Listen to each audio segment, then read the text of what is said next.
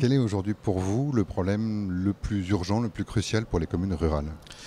Oh, alors le plus urgent, je pense que c'est une meilleure considération, pas seulement dans l'intérêt des territoires ruraux, mais dans l'intérêt de la République. Pardon pour dire les choses de manière un peu comme ça solennelle, mais il y a un problème d'aménagement du territoire qui est réel, une meilleure considération des espaces ruraux qui sont véritablement porteurs de potentiel de développement et qu'on arrête de raisonner uniquement par la métropole.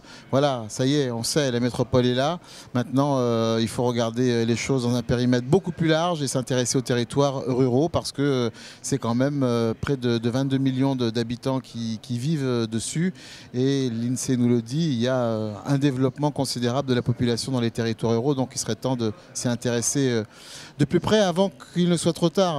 Je dis toujours, il y a un sentiment d'abandon, il ne faudrait pas que ça devienne un sentiment d'exclusion parce que là, la réponse serait beaucoup plus violente et on voit ce qui se passe actuellement qui ne peut qu'inquiéter.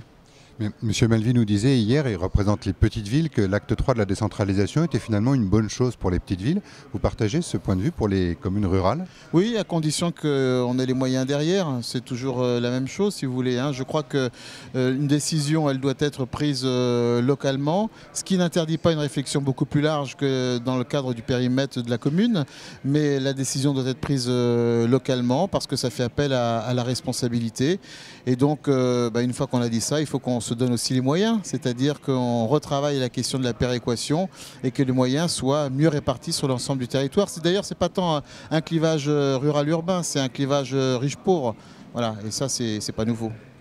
Les règles changent, vont changer en matière de constitution des listes électorales dans les petites communes en particulier, la parité, mais pas seulement. Quelles difficultés ça va poser dans vos petites communes rurales? Vous avez raison, ça va être un gros bazar.